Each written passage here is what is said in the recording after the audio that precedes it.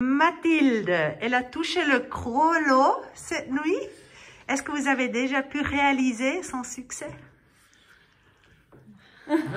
Oui, on se rend compte que c'est quelque chose d'assez exceptionnel, mais on n'a pas vraiment encore réalisé à quel point. C'est dur à dire. On flotte un peu là, franchement. On est un peu sur un nuage là, faut quand même. On se rend compte tous que c'est génial, mais pas réellement de la chose en elle-même qu'elle a accomplie. Enfin, pour ma part, j'ai l'impression.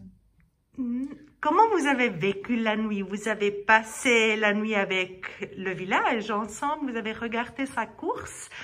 Vous pouvez un peu décrire les différents états d'émotion pendant la course?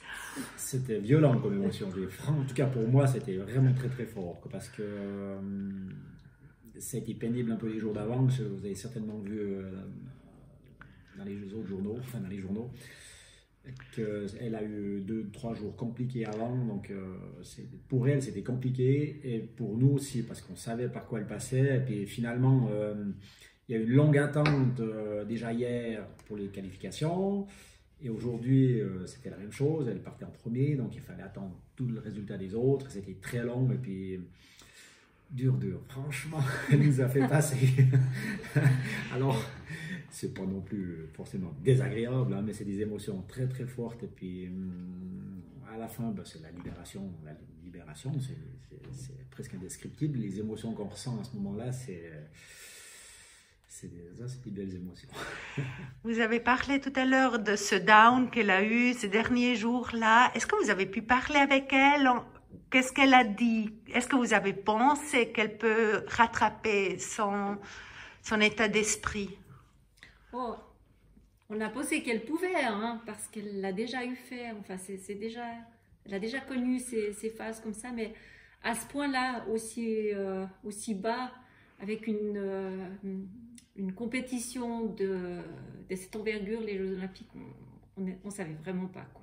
On savait pas trop comment ça allait, mais... Qu'est-ce qu'elle a dit à vous? Je pense que vous avez téléphoné ensemble. Ouais, elle-même, elle n'arrivait pas vraiment à expliquer qu'est-ce qui se passait, quoi. Elle avait vraiment...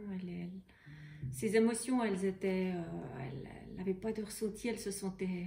vide. Vide, quoi. Elle a dit vraiment... elle n'arrivait pas à prendre du plaisir à skier, en fait. Et puis, ce matin ou cette nuit, vous avez aussi pu lui parler déjà? On a déjà parlé, oui. Qu'est-ce qu'elle a dit? Racontez-moi. Qu'est-ce qu'elle a? Je me souviens même plus Alors, tout ce qu'elle a dit. Mais... Un peu comme nous, en fait. Elle réalisait pas non plus encore tellement qu'est-ce qui se passait. Elle a eu pendant un long moment des conférences de presse.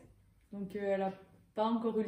Enfin, au moment où on a discuté avec elle, elle n'avait pas encore eu le temps vraiment de redescendre, de réfléchir, de se rendre compte. Il y a tout qui s'était enchaîné, l'air d'arrivée, les caméras. Et pour elle, du coup, c'était encore un peu confus, comme elle nous a dit. Mais elle n'était pas malheureuse, on est bien d'accord. Oui, je pense quand même. Très, très contente. Ça, c'est sûr.